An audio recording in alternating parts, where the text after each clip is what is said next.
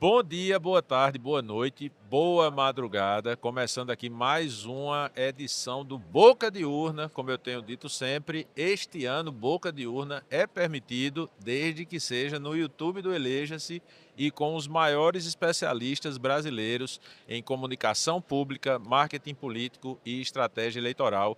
Estamos gravando essa temporada do Boca de Urna aqui no Compol, que é o maior evento de comunicação pública e marketing político da América Latina, que está acontecendo mais uma vez em 2024, aqui em Florianópolis. O podcast Boca de Urna é um oferecimento da BN3, baseado em números, e também da Nina Lab, Philips Filmes, que está dando esse show aqui, produzindo com qualidade cinematográfica, e Plastic-Color, que organizou aqui o nosso espaço. Não é um stand, na verdade a gente está no estúdio que a gente montou aqui de frente para o palco do Compol, então o pessoal fica passando por aqui, interagindo, já teve gente que chegou aqui, já deu beijo, já abraçou, então a pegada é essa, né? Como o evento aqui é um evento silencioso, as palestras o pessoal escuta só no fone, então tem como a gente fazer esse trabalho aqui sem que o som do palco atrapalhe a gente e sem que a gente atrapalhe o pessoal consumir os nossos conteúdos. E também a gente tem aqui um presente que a gente recebe, né? A cada podcast, a gente tem um presente que é da Borgonha. É Borgonha? Tiraram o meu papelzinho daqui. É da Borgana Vinhos, que é aqui de Floripa, mas que você pode ter acesso em todo o Brasil. Eu já vou fazer aquela dinâmica, né? O vinho desse episódio é um Merlot californiano, Sutherland, é um vinho familiar desde 1948, isso aqui é coisa boa. Eu não estou podendo beber, porque se eu bebesse, quando terminasse aqui, a gente está gravando uns 7 episódios hoje, quando terminasse eu estava nu em cima da mesa, rodando a camisa do Eleja-se, né? E rodando a camisa, não era rodando outra coisa não. Mas aí eu vou fazer o seguinte, eu vou apresentar, obviamente, primeiro as damas, então eu vou apresentar a Tuliana. Enquanto eu apresento a Tuliana, eu vou pedir para a George servir Tuliana com esse vinho aqui, né? Então aqui todo mundo chega para dar entrevista e também para trabalhar. E eu não estou apresentando ninguém, eu estou só dando a oportunidade para que os nossos participantes se apresentem, porque assim, é tanta gente tão competente, com tanta história, com tanto currículo, com tanto portfólio, que aí se eu for apresentar, a gente toma o podcast todo só com a apresentação. Então, Tuli, um prazer estar aqui na sua terra, né? Se sentindo mais uma vez muito querido, muito abraçado, muito bem recebido. Queria que você se apresentasse aqui para os nossos participantes, né? Para a galera que está assistindo o nosso podcast. Bom, primeiro, Emerson, eu queria agradecer o convite, né? Sabe que tu é uma referência pra gente, admiro muito o teu trabalho, né? Quem não conhece o Eleja-se, né? E tem como uma inspiração, uma referência mesmo do mercado. E eu gostaria de agradecer esse convite, esse espaço que tu tá dando, que afinal é muito importante para todo mundo, né? E, bom, meu nome é Tuliana Rosa, eu sou de Santa Catarina, mais precisamente de Imbituba, uma cidade a 100 quilômetros para o sul, que é uma cidade pequena, mas quando eu comecei a fazer a faculdade de jornalismo, há 25 anos atrás, não tinha assessoria de imprensa em si, antigamente ainda era as house organ, né, que era uma Isso. espécie de departamento, de agência dentro das empresas. E nem existia marketing político, né, na época. E eu sempre quis assessoria de imprensa porque eu sempre gostei da área, mas nunca tive uma cadeira na faculdade, nada. E aí já comecei a trabalhar, meu primeiro estágio já foi dentro do governo do estado, foi dentro de uma empresa dentro do governo do estado. E dali eu já comecei a fazer o estágio, depois trabalhei em TV, rádio, sempre para pegar como experiência e ter, afinal não adianta a gente estar de um lado, mas não conhecer o outro lado do balcão, né? Sim. E daí comecei a fazer cursos, especialização e trabalhar em campanhas políticas, que eu sempre gostei, né? Minha família sempre foi muito envolvida desde pequena, a política sempre teve no meu DNA. E comecei a me especializar e trabalhar para a área pública, desde gestões públicas, câmaras de vereadores, prefeituras, Câmara dos Deputados, governo estadual, até campanhas eleitorais. Sim. E aí a gente está crescendo, graças a Deus, e contribuindo um pouco, né, para melhorar aí as campanhas eleitorais aqui no nosso Brasil, de forma geral, né? Exato. Uma coisa que a gente tem visto é isso, né? Os profissionais que começam com atuação bem local, aí vai regionalizando e vai validando o trabalho, a experiência e naturalmente o mercado de fora vai puxando, Sim. né? Do Uhum. nada você recebe uma ligação da Bahia, da Paraíba, de Aham. Pernambuco, dizendo assim: ah, eu quero sua ajuda. Eu acho que é a magia, é a força do digital É, que a gente verdade. tem trabalhado. George, se eu fosse apresentar a George, provavelmente ia todo mundo preso aqui. Vixe, Porque aí eu ia Maria. contar histórias que iriam envolver questões, enfim, de crimes inafiançáveis, umas coisas muito complicadas que a gente tem. Não, estou brincando. Mas, enfim, George é um cara que é parceiro, é sócio.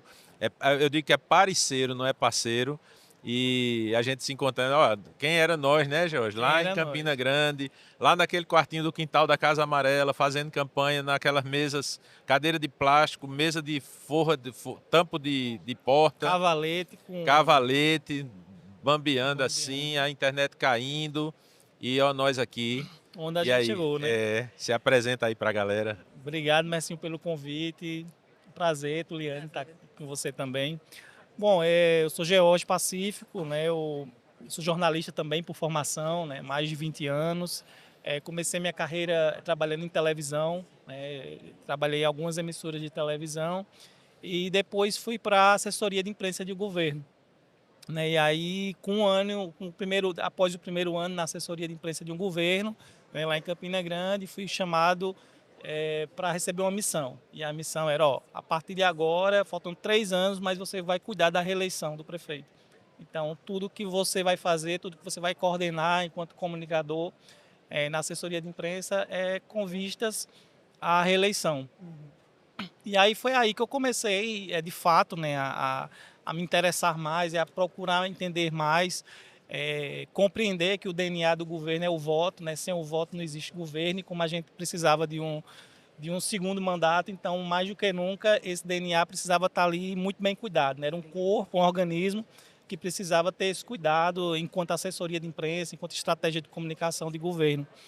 E aí foi quando chegou a campanha de 2016, que aí eu fiz o convite, já que foi me dada essa missão, eu disse, ó, eu vou para a missão, mas eu vou com o Emerson Saraiva, foi aí onde a gente começou uma parceria que dura até hoje e que estamos aqui, né? Chegamos até aqui, né? Onde o Brasil se encontra, né? Para discutir as políticas e, enfim, todas as estratégias de comunicação que vão balizar aí a campanha desse ano e, quem sabe, até dos próximos. E gostei do nome, do Boca de Urna, porque fica parecendo aqueles programas do dia da eleição, né? Assim, eu queria ver Isso. os números aqui.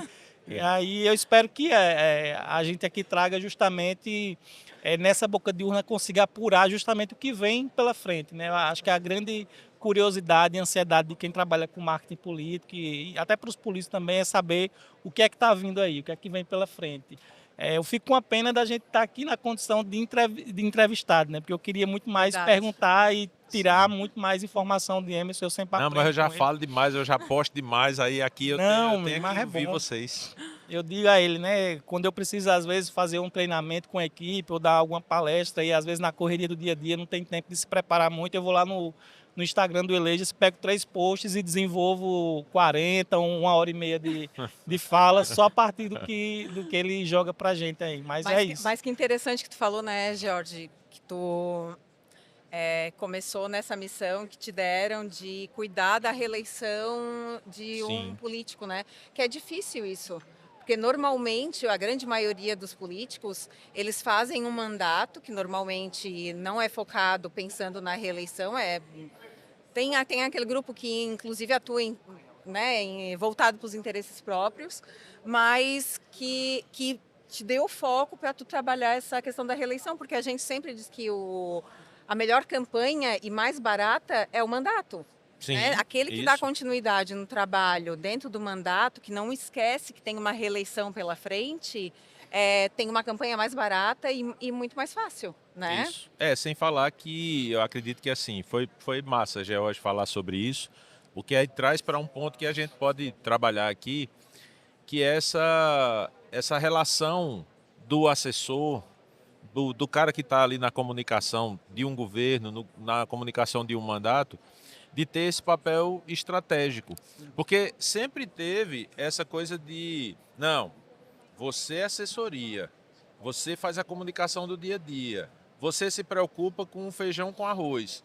Na hora de pensar em estratégia, a gente vai trazer um bambambam de fora e vai mandar rodar uma pesquisa quantitativa, uma qualitativa, e eu não consigo contar as vezes em que eu cheguei, por exemplo, para fazer treinamento em prefeituras, treinamento em equipes de mandato de governador, de senador, de deputado, de vereador, de prefeito, e eu falando alguma coisa e o cara lá da equipe olhando para mim o tempo todo, balançando a cabeça e olhando para o prefeito como quem diz assim, ó, fila da puta, esse cara tá falando coisas que eu venho te falando o tempo todo e tu precisou contratar esse cara a peso de ouro para o cara vir aqui só confirmar. Inclusive, em algumas cidades que eu fui, contratado a pedido do cara da comunicação. Do cara chegar e dizer, eu pedi para o prefeito lhe contratar para você vir aqui, para você dizer a ele coisas que eu já venho dizendo e que eu assisto sua live, eu faço o seu curso, eu vejo nas suas postagens. Então, Tuli, eu queria que você falasse sobre isso, né? Sobre essa evolução que a gente tem, e em alguns casos, eu acredito que não é em todo canto ainda, dessa relação do político com o assessor, de entender que o assessor ele tem esse papel de estrategista também, né? Eu acho que teve uma grande evolução, sim, e eu vejo isso dentro da minha própria trajetória, sabe, Emerson? Porque é exatamente isso, a gente era visto como o assessor de Sim, imprensa, aquele que vai escrever uma matéria, e a gente sabe que hoje, muito mais do que assessor, a gente tem essa missão de fazer uma estratégia, porque a gente está próximo do político o tempo inteiro. Então, a gente tem uma visão de articulação política, a gente faz articulação política, né? A gente conhece as pessoas que muitas vezes nem metade da equipe conhece. Então, eles acabaram, a gente acabou assumindo um papel estratégico dentro do mandato, principalmente, que poucas pessoas têm. Né? sim, Então, eu acho que isso veio junto com ela a questão de dar importância. É claro que a grande maioria dos assessores de comunicação ou da equipe de comunicação não tem o seu reconhecimento, a sua remuneração necessária ainda. Mas por isso que a gente luta tanto dentro do nosso mercado para não prostituir a nossa sim. profissão, né? Porque a gente vê quem atua com redes sociais, faz por um valor ali irrisório, né? Mas não entrega também aquilo que é necessário. Então, acho que é importante a gente se valorizar também e mostrar que a gente tem essa estratégia. Porque esse assessor que tu mencionou agora, eu já passei diversas vezes por isso, Emerson. De a gente realmente balançar a cabeça, ó, eu já falei isso para ele, eu já falei, Isso. mas, né, é preciso realmente vir uma pessoa, às vezes, desconhecida para falar exatamente aquilo que a gente falou. Então, dentro desse contexto, né, dentro da nossa profissão, é muito importante que a gente esteja inserido e reconheça esse papel como estrategista e não simplesmente como assessor. Que a gente também saiba reconhecer aquele papel estratégico que a gente tem dentro do mandato e se posicionar como. Sim. Esse processo que você falou, George, no final vai terminar sendo o ponto de onde vai girar a nossa conversa aqui, isso que você falou, porque para chegar a um ponto de alguém chegar para você e dizer assim, olha, o seu papel aqui, você está na assessoria, mas o seu papel é construir essa narrativa, construir estrategicamente esse caminho para a reeleição, você precisou construir antes disso um relacionamento com o prefeito, com a equipe, com quem estava no entorno do prefeito, para que houvesse essa confiança. E aí tem a ver com o que Túlio estava falando do assessor se valorizar, do assessor se impor. Então, para a gente tem aqui uma boa parte do público do Eleja-se, são assessores e que é recorrente aquela coisa de meu político não me respeita, meu político não aceita as coisas que eu quero fazer. Então, como é que o assessor, como é que o profissional de comunicação, ele consegue se impor, ele consegue ocupar esse espaço, ao ponto de ter uma decisão interna de dizer assim, o cara que vai nos levar para a reeleição, ele está aqui dentro, não é ninguém de fora. No meu caso, assim, Primeiro que eu não queria estar onde eu estava, né? Eu fui cobrir um buraco, né? Eu fui tapar um buraco de uma ausência de uma estratégia de comunicação para resolver uma pequena crise de governo, né? Um governo que estava se iniciando, não tinha estrutura de comunicação, não tinha uma cultura de comunicação para o novo mandato, né? Para o novo governante. E aí, como eu não estava nessa dependência de estar lutando pelaquela vaga, e querer estar ali, de fato, é, eu meio que consegui me impor muito, dizer assim, ó, isso aqui está errado, isso eu não acredito que isso tenha que ser feito assim, dessa forma. E essa não dependência do cargo acabou que me dando essa consistência na hora de dizer, de falar, de argumentar e de me posicionar, mesmo sabendo que ia incomodar alguns interesses ali, pessoas que já estavam há mais tempo na estrutura e que, enfim, tinha até muito mais afinidade com o gestor do que eu.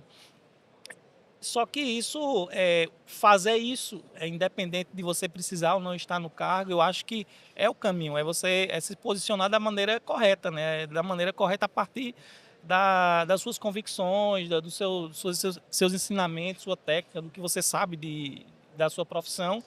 E aí deixar claro, deixar as pessoas entenderem que você sabe do que você está falando. Você não está falando por falar, você tem que estar falando com convicção, está falando com verdade. Você está ali realmente para fazer, acima de tudo, para a gente, sobretudo na profissão do jornalista, né? Eu sempre digo, né? Jornalista vale o que né? É o nome. Então a gente coloca muito essa questão é meu nome, né? Que está em jogo. Então eu não vou fazer nada que meu nome vá sofrer algum tipo de ranhura. Então, eu preciso do meu nome, eu preciso da minha imagem enquanto jornalista para sobreviver. Então, a partir daí é que você consegue estabelecer essa relação de confiança, de mostrar que você sabe o que está fazendo, que você sabe o que vai fazer. E isso é importante justamente porque chega no momento mais importante de uma assessoria, que é a gestão de crise, né? Que eu sei que eu acho que você já deve ter programado aí para falar sobre isso, mas eu vou antecipar. O resultado desse posicionamento enquanto profissional é justamente você estar preparado para o pior momento de uma assessoria, que é a gestão de crise, que aí, seja na campanha ou dentro do governo, o assessor é quem sabe muito melhor como dizer, como conduzir aquela crise.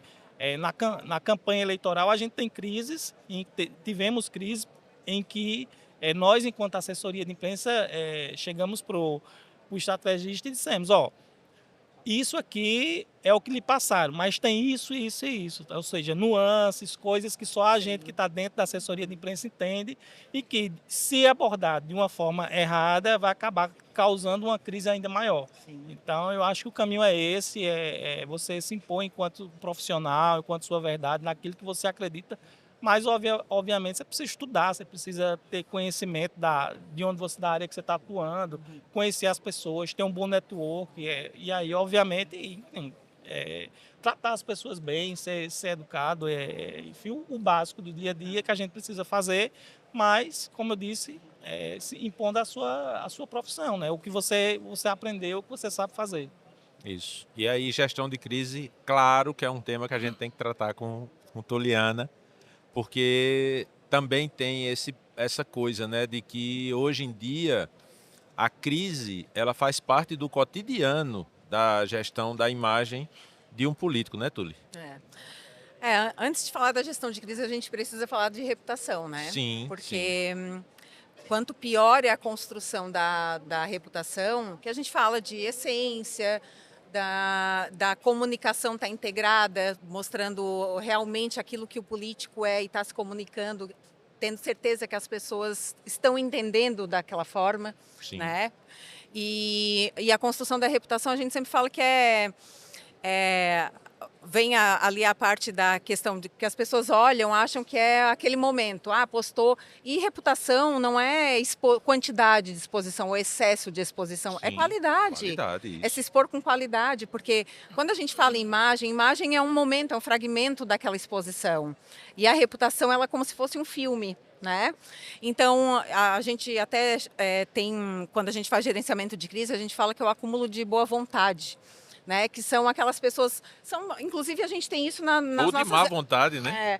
A gente tem essa relação na família, nos amigos, aqueles laços que a gente vai criando, aqueles pequenos favores, aquelas pequenas momentos de educação que a gente vai acumulando, vai ficando com estoque com as pessoas. E com o eleitor, na gestão de crise, é a mesma coisa, aqui levando já para o lado mais político, né? Por que às vezes a gente vai gerenciar uma crise e olha lá nos comentários, tem muita gente batendo?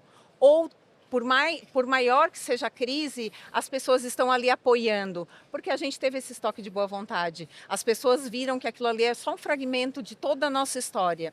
Então elas vão se questionar, não, mas ele tem uma história, ele tem uma reputação, né? Ele sempre trabalhou certinho, por que votou dessa maneira, por que agiu dessa maneira? Então o eleitor ele procura entender, e aí é onde a gente começa a fazer a defesa e normalmente ela é bem aceita. Porque a gente construiu a nossa reputação de forma concisa e concreta, né, a ponto de as pessoas acreditarem naquilo que a gente está fazendo. Sim. E saber que não é da nossa índole fazer aquilo. E aí a gente fala da construção da má vontade, né, do estoque de má vontade, sim, que são principalmente que a gente tem como muito exemplo as empresas de aviação. Né? Quando fala, perdi meu voo, atrasou meu voo, todo mundo já começa a falar, mas isso sempre acontece. Por quê? Porque não foi feita uma gestão, né, de crise. É claro que tem as suas particularidades, a gente não, né, seja a operação, seja o aeroporto, mas de alguma forma eles têm que começar a construir ou a liderar esse processo para que não caia nesse momento de ficar efetivamente 24 horas e a vida inteira gerenciando crise. Né? Não há marca que consiga sobreviver a uma crise contínua, né? Essa coisa do... E aí, no caso do político, sobretudo do executivo, o que eu percebo muito como erro é uma preocupação muito grande em cuidar da reputação do político e esquecer da reputação do governo. Tem essa diferença? Como é que deve ser trabalhado isso? Tem sim. Inclusive, eu acho que o político, em alguns momentos, ele tem a questão do ego, né? Aquele cuidado, quem já foi assessor sabe que tem que cuidar se a barriga não está aparecendo, né? Mas a questão do governo, ela não envolve só o nome do político. Ele é quem está à frente. Mas muitas vezes envolve decisões e o político realmente tem que cobrar quem são aquelas pessoas que estão do lado dele. Sim. Principalmente seu secretariado, que a gente sabe que envolve muitas articulações políticas. Eu tenho um cliente que ele está com uma reputação péssima. Né? Inclusive, ele não vai sair candidato à reeleição. Sim. E tinha muito dinheiro, fez muita obra, tá? Fez muita obra. Ninguém sabe as obras, ninguém conhece as obras que ele fez. E aí, ele resolveu que ele tem um programa segunda-feira de manhã na rádio. Cada segunda-feira é com um secretário diferente. Sim. E aí ele começou a apanhar, eu falei, prefeito, muda pelo menos para sexta-feira. Ou tira esse programa do ar, porque qualquer coisa que o senhor falar, ninguém vai acreditar. Sim. Porque a reputação dele está tão ruim que ele pode falar a verdade que ninguém vai acreditar. E outra, por que na segunda-feira? Chega na sessão da Câmara, na segunda noite, a pauta, ele dá para os opositores. Tudo que ele fala de manhã, eles vão buscar dados. Sim. E aí começam a rebater. Eu falei, o senhor começa a virar pauta, mas eu não posso falar mais nada. Ele fala assim, não, no momento que o senhor não tiver o que acrescentar, o senhor fique quieto, que é melhor. Isso. E aí tu tem que tomar o posicionamento que foi, eu também não gostaria de estar lá. Mas a gente trabalha, é o nosso trabalho, né? Então, se o senhor quer me ouvir, o senhor me contratou porque não é porque eu tenho que falar o que está acontecendo. Então, tem que tomar uma atitude. E aí começou a se cercar realmente de pessoas que está tudo sempre bom, sim, que está sempre tudo maravilhoso, que ele é o melhor prefeito, que não, sim, tem problema nenhum dentro inclusive problemas financeiros. O secretário de administração, eu ia perguntar para ele falou, não, está tudo pago. Daqui a pouco saía na mídia, tá nota atrasada da empresa tal. Eu falei assim, mas não estava tudo pago? Aí eu não consigo nem acreditar, porque... E de que forma a gente vai fazer uma construção de posicionamento? São as pessoas que acreditam que criar a reputação do governo é falar bem do governo, é só sobre falar bem do governo, sim, é só sempre levantar a bola do governo. E assim, uma coisa disso que tu questionou, né, da gestão, na reputação do prefeito com o governo, é muito engraçado porque assim, ele é empresário há muitos anos. Então as pessoas realmente gostavam dele antes de entrar na política e na rede social dele, pessoal, as pessoas não batem nele. Batem nele e na do governo. Por quê? Porque falam, ele Você é um cara bom, gente boa, agora como prefeito... ele não era para ter entrado na política, ou ele está se cercando de pessoas ruins, mas claro que ali as pessoas não vão falar e até vão se sensibilizar, né? Mas quem é o prefeito? Quem é que vai lá depois prestar conta no Tribunal de Contas? É ele. Isso. Então, ou quem foi eleito bota o pau na mesa, de verdade, ou, né, dá para a banda Sim. tocar para outro, porque se cercar de gente ruim, quem denigre a sua imagem é o próprio prefeito, né? Eu achei maravilhosa essa história de estoque de boa vontade e estoque de má vontade. Eu já vivi uma situação na prática que eu cheguei para uma reunião com um candidato e aí quando eu cheguei, aí ele disse: que bom você chegou, que eu estou com um problema gigantesco aqui para resolver. Eu disse que fui para uma reunião ontem, falei uma besteira e aí o pessoal filmou e postou e tá todo mundo lá metendo pau. O pessoal mandou no grupo aqui que o pessoal postou.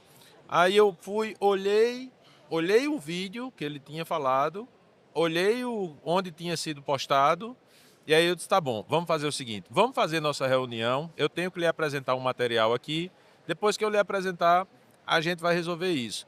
E ele ficou visivelmente incomodado com isso, ele queria que eu parasse tudo para ir fazer a gestão da crise dele. E a gente fez a reunião, eu notava mesmo, assim, durante a reunião ele nem estava prestando tanta atenção, ainda bem que não era uma reunião de algo que eu precisava que ele aprovasse, nem coisa desse tipo, era só um relatório que eu precisava apresentar para ele, e tanto faz como tanto fez. Quando terminou, eu nem terminei direito assim, ele disse: sim, agora vamos ver lá o negócio do meu vídeo de ontem. Eu disse: vamos. Aí eu entrei no conteúdo, só fiz abrir assim, eu disse: aqui, tá aqui. Aí mostrei para ele, só comentário positivo defendendo ele. Por quê? Porque o que ele tinha falado não era uma besteira, era uma verdade. Ele tinha falado algo que os políticos têm um problema em dizer às vezes, e às vezes a gente chega para o político e diz assim: é só você falar isso. Né? O que já eu estava falando da diferença da reputação do político para a reputação do governo. A gente gravou um podcast aqui com o PV Bispo, que é o cara que cuida da comunicação da Prefeitura de Salvador. E ele estava dizendo que uma das principais funções das redes sociais da Prefeitura de Salvador é falar sobre assuntos que são indigestos para a gestão, para conseguir entender o que é que as pessoas estão entendendo, estão falando daquilo, estão entendendo daquilo, para encontrar esses pontos que são cegos dentro desse universo do entorno ali do político, né? A turma de babão que fica ali ao redor, que eu digo sempre que eu tenho uma ferramenta para descobrir quando o cara é babão. É aquele cara que está de lado do prefeito e tudo que o prefeito diz, o cara diz é verdade. Tudo que o cara diz, o cara faz, é verdade. Pronto, esse cara pode ir atrás, o cara é babão. Então, se o prefeito tem um monte de gente ali, que tudo que ele diz é verdade, que ele está sendo blindado, porque às vezes eu entendo que raramente é por boa vontade, mas tem por boa vontade aquela coisa de chegar e dizer: não diga isso a ele não, porque ele já está muito agoniado, ele já está com muito problema, então se a gente for dizer vai piorar. Mas na maioria das vezes é por medo de rodar, Exatamente. Incompetência, má fé, né? Quem nunca viu um governo que está cheio de gente que está ali só para atrapalhar o governo, porque, enfim, está cumprindo uma missão ali ou está fazendo alguma coisa desse tipo. E a gente roda e a gente termina numa figura: o assessor e o assessor de comunicação. Porque ele é o termostato do governo. Ele é o cara que senta a temperatura de dentro e senta a temperatura de fora. Ele é o cara que consegue fazer esse ajuste. E isso é importante, né, Emerson? Porque nesses 5 anos que eu fiquei, quase 6, no Congresso, eu tinha muito esse papel. Eu trabalhava com um parlamentar que tinha, assim, ele era vereador, então eu comecei ele como vereador, aí ele já foi logo a deputado federal, então a gente construiu uma relação muito legal e de muita confiança. E era exatamente isso, assim, a ponto de, em algumas votações, a gente tinha um grupo que discutia como ele ia votar, né? E eu participava e falava assim: ó, deputado, se o senhor votar assim, vão começar a bater no senhor por causa disso, disso e daquilo. E ele já mudou votações exatamente por causa disso.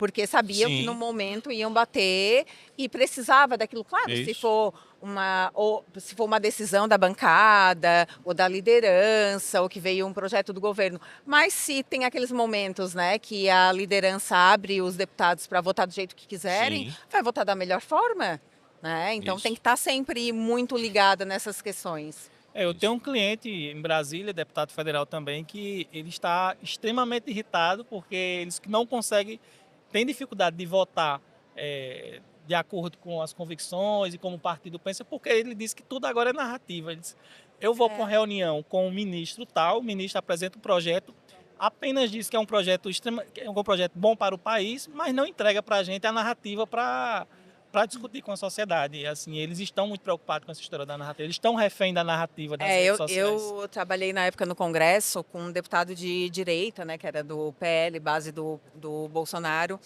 e a gente sempre falou isso, que a esquerda ela é muito organizada, inclusive na questão da defesa das narrativas, porque, nossa, a gente fazia gestão de crise quase que diariamente para defender as posições, Sim. porque eles estavam no papel dele de oposição, assim como a gente, a direita hoje é oposição, né? Sim. E quem trabalha, nós que trabalhamos como assessores, temos que saber lidar com essas questões para conseguir disseminar essa narrativa. Mas eu lembro que dentro, inclusive, do site do PT, tinha, eu acho que eles têm sociólogos, inclusive, que eles desenvolvem as narrativas para passar Sim. para a militância, para os deputados. Eles são extremamente organizados. O que faltou muito na extrema direita, né, que atirava e que queria sempre passar, às vezes, até por cima do outro.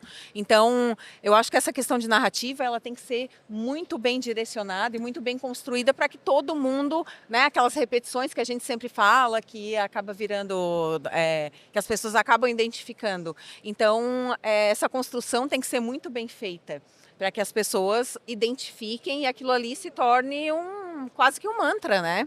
Sim. E aí depende muito de como se constrói, né? Eu tenho, posso citar o exemplo de 2 clientes que eu estou atendendo neste momento. Um cliente que ele é vice-prefeito de uma cidade e é pré-candidato a prefeito por indicação do atual prefeito, que está no segundo mandato, e que em 2020, quando a gente estava fazendo o trabalho da reeleição do prefeito, o pessoal procurou a gente e disse, olha, a gente tem uma situação que a gente precisa resolver. O que é? A gente está trazendo para o grupo, para ser candidato a vice, o vereador que hoje é o líder da oposição e é o cara que mais bate na gente. E a gente precisa trazer esse cara porque a gente politicamente é interessante. A gente já vinha acompanhando essa situação, a gente já via pesquisa, a gente já via tudo. E o que é que acontece? A gente criou uma narrativa, a gente explicou para a população, porque no final das contas, né, o eleitor ele quer saber como é que aquilo impacta na vida dele. Né? Quando o deputado lá chega para o ministro e diz, ok, eu voto a favor do seu projeto, agora me diga qual é a narrativa que eu vou passar para o meu eleitor, que para mim não importa se é bom para o Brasil, se é bom. Não, importa do ponto de vista político, do ponto de vista institucional, sim, mas do ponto de vista de carreira, de reputação, de boa vontade e de má vontade, o que importa é a narrativa que você tem. E eu tenho outro cliente que a gente está numa situação, neste momento que a gente está gravando o podcast, quando o podcast foi exibido, já deve ter sido resolvido, inclusive o candidato já estará eleito, se tudo der certo, e o candidato entrou em contato com a gente dizendo assim, olha, a gente está fazendo uma composição aqui em que um cara que eu briguei com ele, que eu disse que nunca mais ia se juntar com ele na vida, Se juntou. a gente vai se juntar. E aí eu preciso de uma narrativa para isso. Então, aí eu queria usar isso para trazer para vocês, assim, o papel do assessor hoje, né? O papel do assessor antes era produzir a notícia, era noticiar o fato, era comunicar o que o cara estava fazendo. Ou seja, faça e eu divulgo. Agora, o papel do assessor é construir a narrativa que vai possibilitar ao candidato ter uma determinada postura? Ah, eu acho que com toda certeza, principalmente nesse exemplo que tu deu, Emerson, tem que tomar muito cuidado com essa construção dessa narrativa, né? Seja de um racha, já passei por algumas divisões dentro de governo, vice que brigou com o prefeito e, né, quebraram a aliança, enfim. Porque na política hoje, e sempre foi muito normal, brigarem hoje e estarem abraçados amanhã. Então, como é que vai defender isso lá na frente? Então, a narrativa hoje tem que ser construída, por mais que diga eu nunca mais vou estar.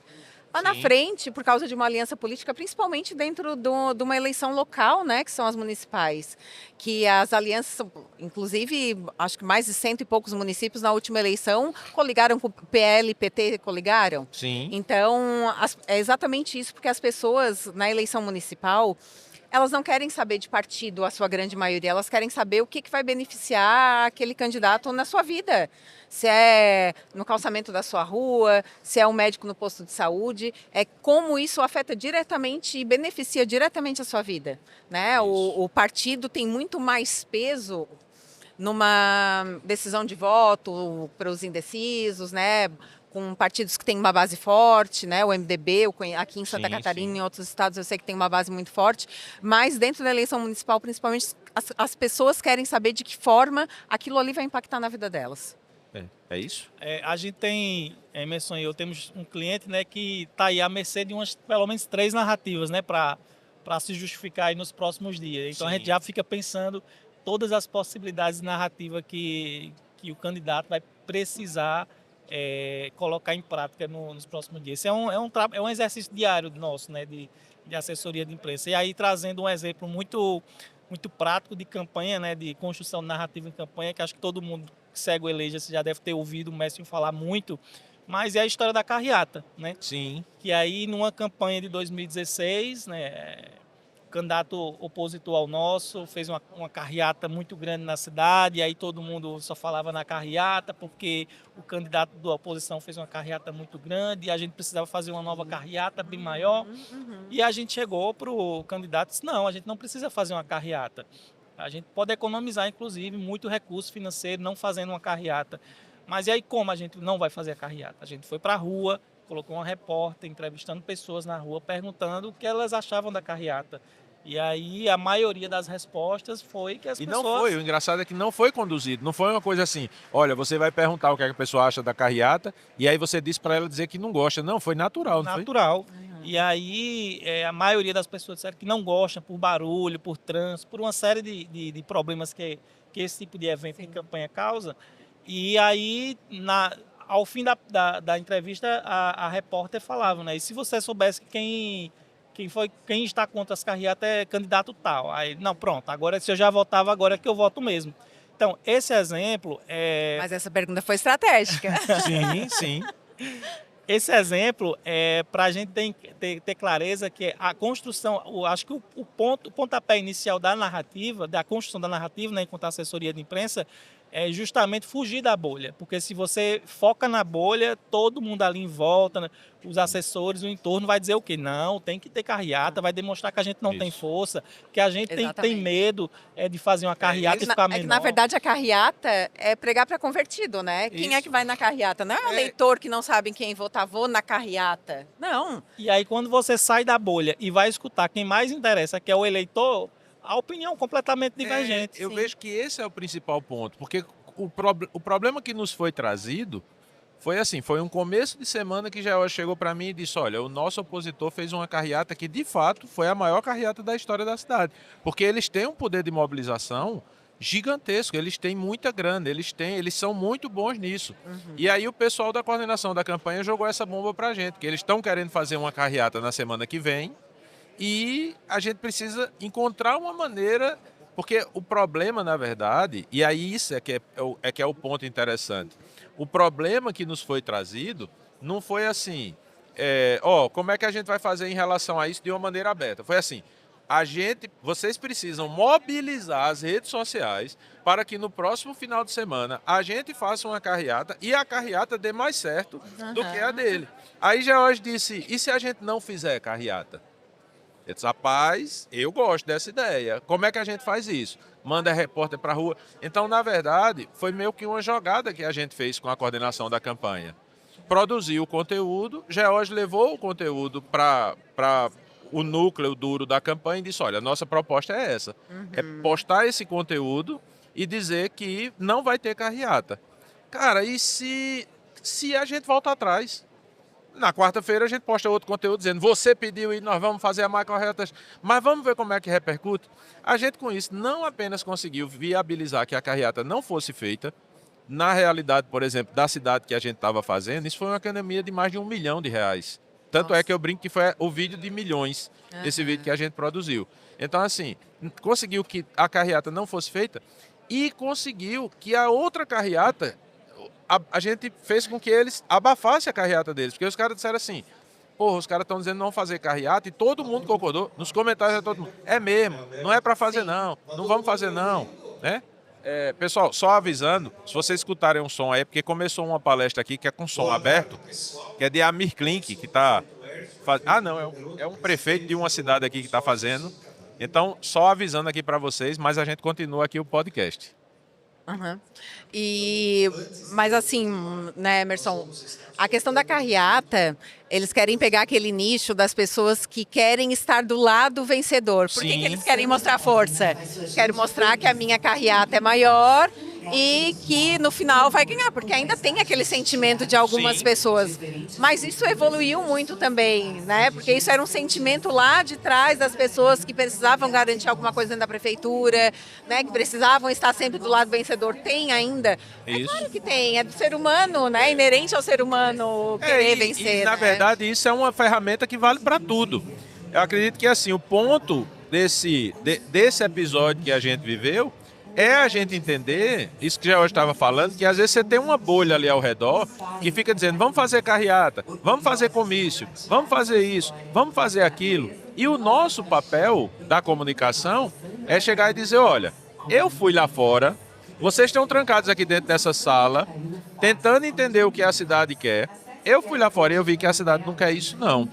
E aí, uma coisa que eu queria perguntar para você é como é que você lida com esse entorno dos políticos que tem esses posicionamentos, às vezes muito mais pessoais, muito mais emocionais do que objetivos e pragmáticos. Assim, tem que ter muito jeito, né, Emerson, mas muito mais técnica também. Porque, por exemplo, quando tu fez essa experiência de entrevistar, tu provou para ele, né? Sim. Que tu estavas falando. A mesma coisa na rede social, quando eles querem fazer trend. Nada melhor do que os números, né? Para a gente mostrar o resultado. Então, eu acho que é um jogo de cintura que a gente tem que ter para às vezes, até para ele fazer o que a gente está querendo, mas sem entender que a gente que está pedindo, que é uma decisão dele. Porque muitas vezes é difícil lidar, né, com as questões deles e a gente precisa impor. Às vezes é melhor a gente não fazer ou esperar, como tu falou, vamos postar isso, não quer dizer que a gente não vá fazer.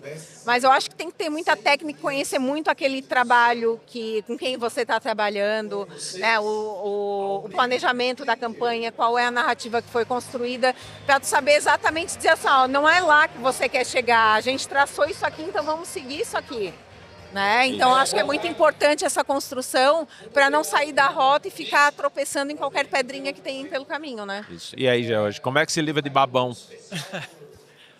Olha, eu acho que o mais importante é quando chega o momento crucial da campanha, você separar o joio do trigo, né? Eu acho que durante o governo é mais difícil você se livrar desse tipo de interferência, né? Até porque existe ali arranjos políticos que precisam ser feitos que você não tem muito o que fazer para separar essas pessoas.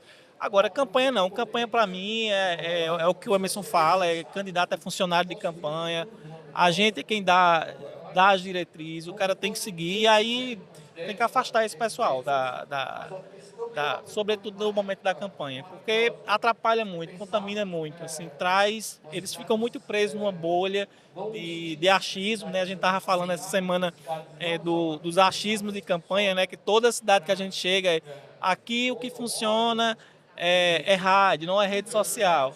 Aí você entra nas redes sociais, a cidade tem um bocado de página já, um bocado de micro-influenciador, já falando de política, falando de problema da cidade.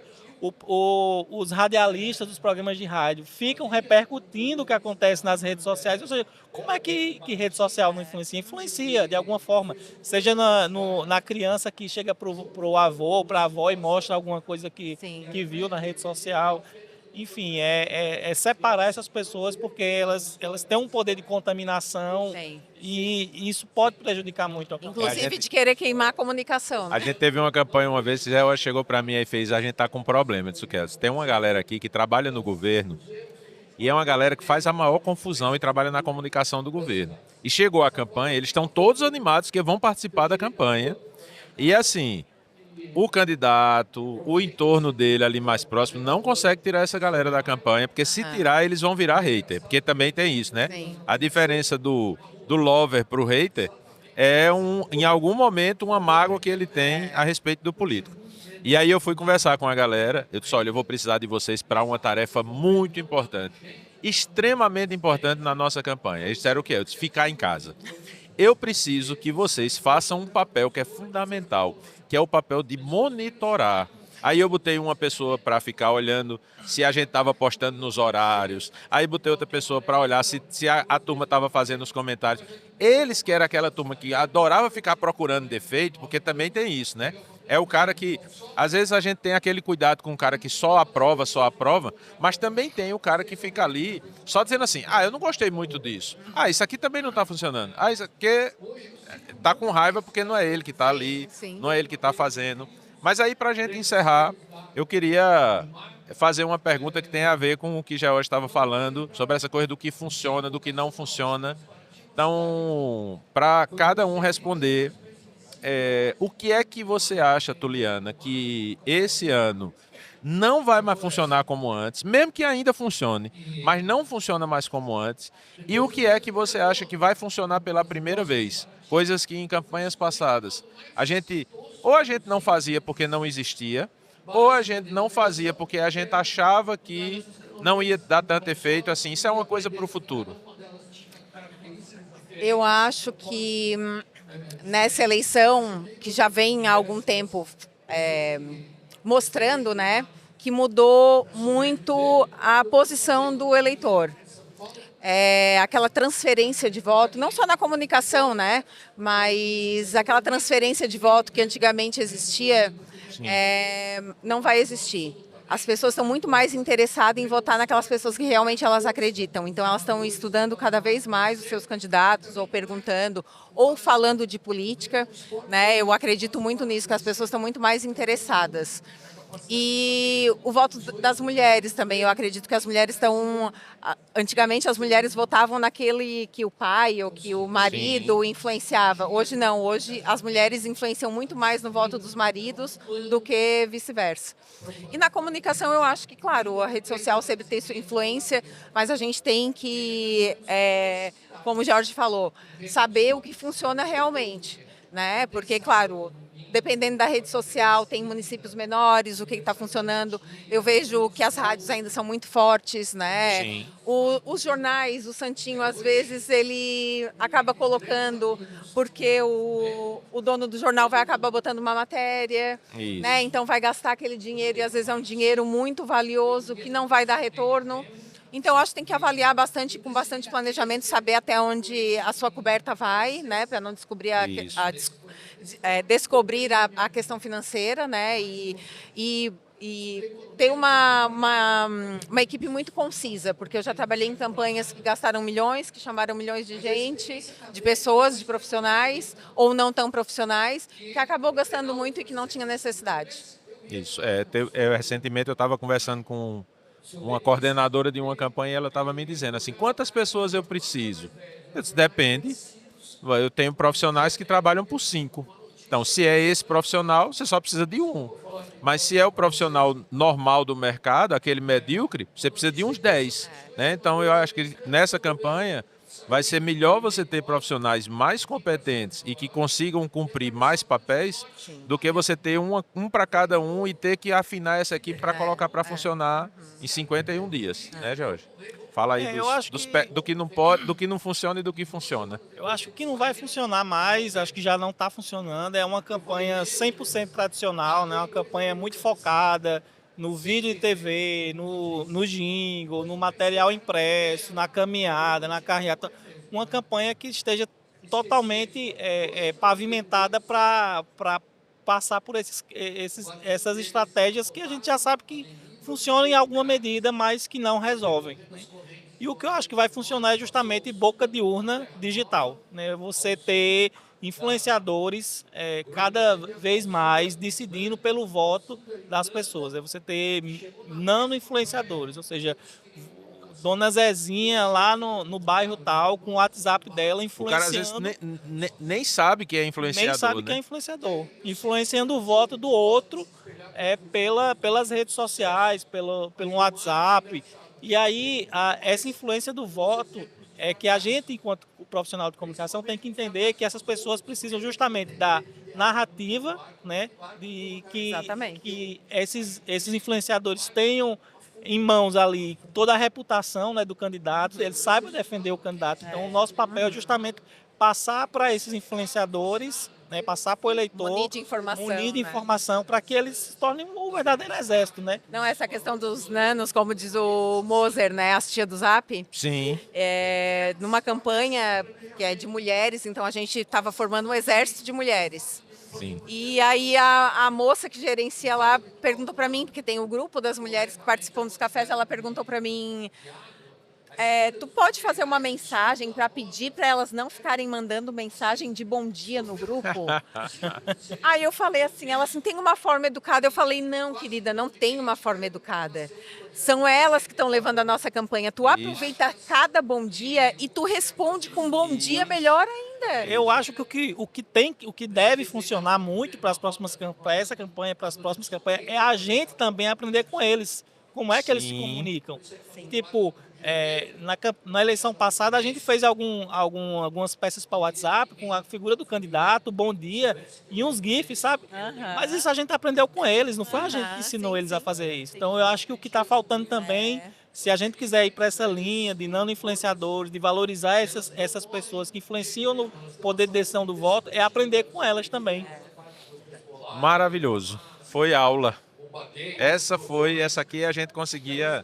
Se a gente cortar cada resposta e colocar como uma aula, dá para a gente fazer um curso só com isso aqui. Quero agradecer demais, Tuliana, agradecer, George. Como é que a gente encontra a Tuliana nas redes sociais, na internet? No Instagram, @TulianaFRosa. E por WhatsApp, lá tem disponível pelo direct. Maravilha. Vai atuar como na campanha desse ano? De várias formas. Ah, Mas principalmente como estrategista e consultoria. Maravilha. Então, segue lá, Tuliana, acompanha lá. Eu acredito que quando o podcast for pro ar, ela já vai estar com tudo fechado. Amém. Mas aí espero que ela poste lá os bastidores para a gente ter muito aprendizado com a experiência durante a campanha. Se bem que assim, durante a campanha tem gente que vai abandonar as redes sociais, que vai dizer, eu vou fazer o de quem me contratou. Eu não me contratei para isso. E George? Meu Instagram é George Pacífico, enfim, o arroba é o George Pacífico, também é o mesmo para LinkedIn e outras redes. E tem a Dus. E tem a Duas Filmes, que é a minha produtora, né,